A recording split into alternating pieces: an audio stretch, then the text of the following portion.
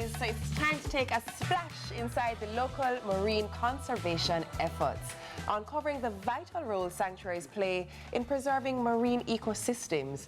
So from Montego Bay's pioneering marine park, established in 1991, to a community-focused approach in the Portland Bight protected area, we explore the delicate balance of marine life and how, we're going to learn how important a sustainable future is for both nature and communities. So joining us this morning to tell us more is Educational and Community Outreach Officer at the Montego Bay Marine Park Trust, Sharlinda Forrester, and Executive Director at the Caribbean Coastal Area Management Foundation, Ingrid Parchment. Welcome to Sunrise. Morning, ladies. Welcome, ladies. Good Welcome. morning. Ingrid, you with us there as well?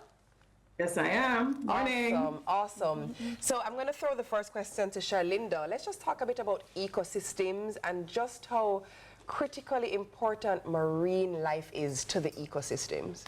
All right, so the marine life is very important, especially because we're a small island. So everything is revolving around the waters and how we depend on it. So take, for example, the marine park, the Montego Bay Marine Park. We are in Montego Bay, which is a very touristy hub. So you can imagine the sun, the seas, and the waters that we're selling. It's really the core of the sanctuary. So the work and the conservation of the sanctuaries is really what is pushing a large part of our economy, which is tourism. So it's very important for food security, job security, all of that. So it's very important. You know, Ingrid, CCAM has been doing its job for a long time. It has, evolved in terms of what it does. But the idea that the marine areas, the coastal areas, have to be managed, explain that significance to begin with, the importance of managing them. So, good morning. Thanks for having me. When we think about the management, we think about how it is that we work together. So it is providing information on the value of the resources and the impact of negative actions, and working with stakeholders. So it's working with community groups, working with government, working with the private sector, working with donors to ensure that we can have a future. We're not trying to encourage persons to overfish. We're not trying to look at improper development, because that is really one of the major things that we have. And we want to make sure that when decisions are being made, that is made in a collaborative approach or in a collaborative way.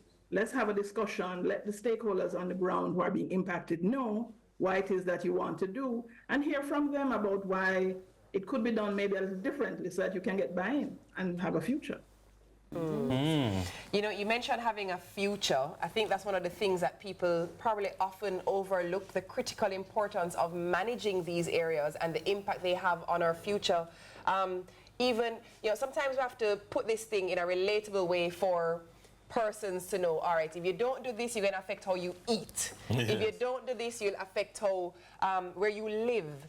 Let's talk a bit, Ingrid, about some of the things that people, individuals can do and the responsibility they can take to help you and the work that you do. I think the first thing is to be informed.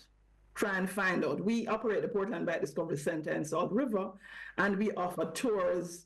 And there you can get information about wetlands management, fisheries management. We can hear from you as well, because there are times that as NGO managers, we have to make sure that it's not just us talking, but that we're listening and hearing what it is that people are doing and try and help them to make different decisions. So it's how you use your water. Not just how you dispose of your garbage, but the garbage that you create. Do I need to buy this plastic bottle soda today? Or could I buy one that is in glass? Or could I buy something that I can make at home? I mean, maybe better using a mango. Those are the kind of things. Do I buy that jeans that is going to tear up tomorrow? Or do I, reuse one that I have at home? Those are the kind of things that we want people to think. Just simple things that you can do on an everyday basis that doesn't really cost you as much. Right. Sharlinda, the Montego Bay Marine Park, from a public education perspective, are you doing things, are you pulling people in, like the children, to the public education that causes maybe the next generation to be more eco-sensitive, to be more marine intelligent? Yes, we are doing that. So over the years, we've been working on several projects, but our most current project now is the Parrotfish Conservation Project, which is funded by the Rio Alliance Agency. So with that, we target monitoring of population of fish species, the parrotfish species, but a large part of it is environmental outreach. I mean, it's hard to change a grandmother's mind about something, but we try to target the young schools, the young groups. So if they can make a change, a paradigm shift about what they're learning about, how they can better do something, that's our approach. So easily, our project started last year, and we have done over 1,000 students from all different schools. So we try to create, you know, educational programs. Don't underestimate how reverse socialization works. You know, you bring in home that parrotfish, and those kids say, "Mommy, no!" Auntie Sharlinda said, "Don't eat parrotfish." No, but this is a very real thing. As in, it's Mommy, a no, very we must real recycle. thing. My daughter calls out anybody she see with a parrotfish in front of her. Anybody, because she is of the age when the initial ban came out. So she's of the thought process of, no. If you eat the parrotfish, you are going to impact our coral reefs. You are not considerate and kind to our environment. So you try eat the parrotfish and get bad in front of my daughter. So you're right. The awareness is important. Yeah, and I like to add that we do love parrotfish as a nation, right? But we're encouraging persons. It's not that you can't have it at all, but just focus on the larger size. You don't want to have the babies. Think of it as a chicken. Would you just eat a chick?